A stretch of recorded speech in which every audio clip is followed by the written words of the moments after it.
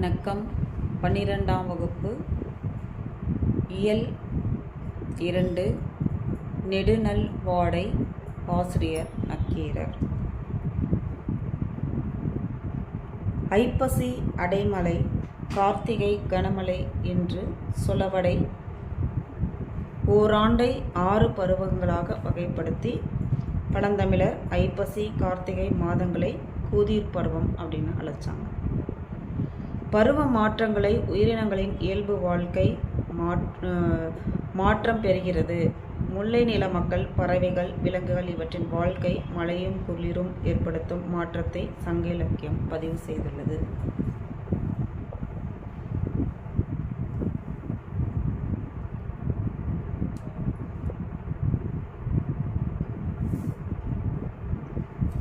நெடுநல் வாடை நமக்கு மனப்பாட பகுதியாக கொடுக்கப்பட்டுள்ளது. வையகம் பணிப்ப வள நேர்பு வளையிற் பொய்யா வானம் புதுப்பெயல் பொழிந்தன. ஆர்கலி முனை இய கொடுங்கோல் கோவலர் ஏருடை இனநிறை வேறு புலம் பரப்பி புலம்பெயர் புலம்பொடு கலங்கிக் கோடல் நீடு இதழ் கன்னி நீர் அலைக்கலாவ மெய்கொள் பெரும்பனி நலிய பலருடன் கைகொள் கொல்லியர் கவுள் புடையூ நடுங்க மாமேயல் மரப்ப மந்தி கூற பறவை படிவன வீழக்கரவை கன்றுகோள் ஒளிய கடிய வீசி குன்று குளிர்பண்ண கூதிர் பானாள் அப்படின்றது பாடல். இந்த பாடல் நேரிசை என்ன பாவகைன்னு கேட்டாங்கன்னா நேரிசை ஆசிரியர் பா. புதுப்பெயல்னா புதுமழை, ஆர்கலினா வெள்ளம், கொடுங்கோல்னா வளைந்த கோல், புலம்புன்னா தனிமை, கண்ணினா தலையில் சூடும் மாலை, கவுல்னா கண்ணம், மான்னா விலங்கு.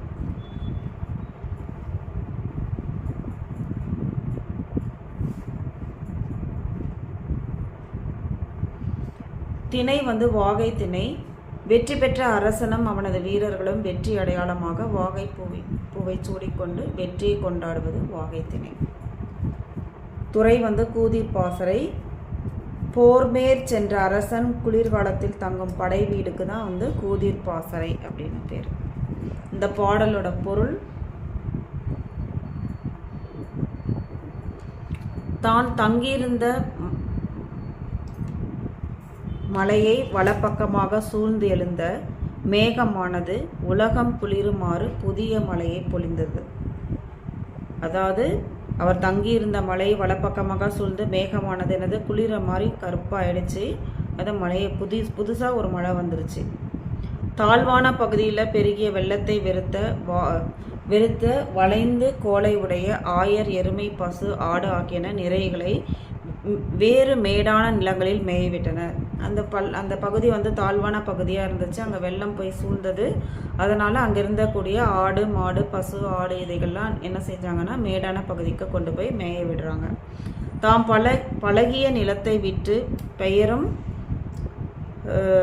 பெயரும் நிலையால் வருத்தம் அடைந்தனர். அவங்க அந்த ஒரு இடத்துல இருந்து இன்னொரு இடத்துக்கு போகும்போது அவங்களுக்கு வருத்தமாக இருக்குது. அவர்கள் தலையில் குடியிருந்த நீண்ட இதழ்களை உடைய காந்தால் மாலை கசங்கியது.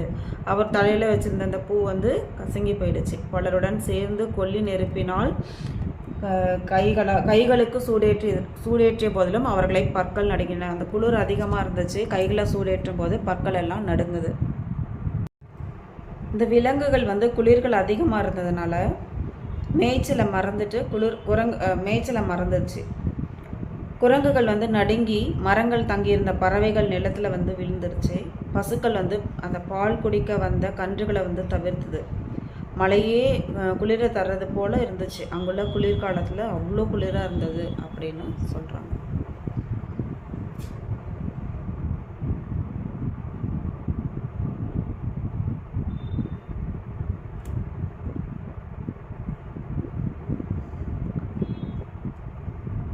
வாடை காலத்தில் மேகமலை வலப்பக்கமாக சூழ்ந்துட்டு பூமி குளிர் அளவுக்கு மழை பெஞ்சுது. தாழ்வான பகுதியில் வெள்ளம் பெருக்கெடுத்து வந்தது. கோவலர்கள் வந்து தாங்கள் மேய விட்டிருந்த எருமை, பசு, ஆடு இந்த ஆணிரைகளை வந்து மேடான நிலங்களுக்கு மாற்றினாங்க. பழைய நிலத்தை வந்து விட்டு புதிய இடத்தை தேடி அவங்க வந்து போகிறாங்க. அதுக்காக அவங்க வருத்தப்படுறாங்க. தண்ணீர் வந்து தாழ்வான பகுதியில் நிரம்பிடும் அப்படின்றதுக்காக பாதுகாப்புக்காக மேடான பகுதிக்கு போகிறாங்க. நீர்த்துளிகள் மேலே படுறதுனாலும் வாடை காற்று குளிர்ச்சி அதிகமானதுனாலும் உடலுக்கு சூடேற்ற படர் கூட சேர்ந்து கொல்லி நெருப்பினால் கைகளை வந்து சூடேற்றுறாங்க. விலங்குகள்லாம் என்ன பண்ணுது அப்படின்னா, குளிர் வந்து அதிகமாக இருக்கிறதுனால மேய்ச்சலையே மறந்துடுது. குரங்குகள்லாம் நடுங்குது, பறவைகள்லாம் வந்து அப்படியே நிலத்தில் வந்து விழுந்துருது. பசுக்கள் வந்து பால் குடிக்க வந்து அந்த கன்றுகள் எல்லாம் வந்து தவிர்க்குது. மழையே வந்து குளிர தர்ற மாதிரி அவங்களுக்கு வந்து இருக்குது அப்படின்னு சொல்லிட்டு நக்கீரர் வந்து மழைக்கால வர்ணனை வந்து நெடுநல் வாடையில் வந்து பதிவு செஞ்சுருக்கிறதுக்கு நமக்கு பாடமாக கொடுத்துருக்காங்க. இலக்கண குறிப்பு: வளையி சொல்லிசை அளபடை. பொய்யாத அப்படின்னு வரணும். ஈறு வந்து கெட்டு போச்சு, அதனால் ஈறு கட்ட எதிர்மறை பெயர் வச்சோம். புதுப்பெயல் கொடுங்கோல் பிரித்தால் மை விகுதி வரும். புதுமை கூட்டல் பெயர் கொடுமை கூட்டல் கோல் பண்புத்தொகை. உறுப்பிலக்கணம்: கலங்கி கலங்கு கூட்டல் ஈ. கலங்கு வந்து பகுதி, ஈ வந்து வினையற்ற விகுதி. புணர்ச்சி விதி இனநிறை, இனம் கூட்டல் நிறை. இது மவ்வீறு அதோடைய ஒற்று வந்து அழிந்து உயிரீறு ஒப்பவும் என்னும் விதிப்படி இன குட்டல் நிறை இனநிறை என புணர்ந்தது. புதுப்பெயல் புதுமை குட்டல் பெயல். ஈறு போதல் என்னும் விதிப்படி மை விகுதி கெட்டு புது குட்டல் பெயல் என புணர்ந்தது.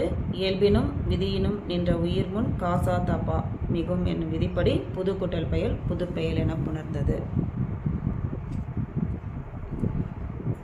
பாண்டியன் நெடுஞ்செழியனை பாட்டுடை தலைவனாக கொண்டு மதுரை கணக்காயனார் மகனார் நக்கீரர் இயற்றிய நூல் நெடுநல்வாடை.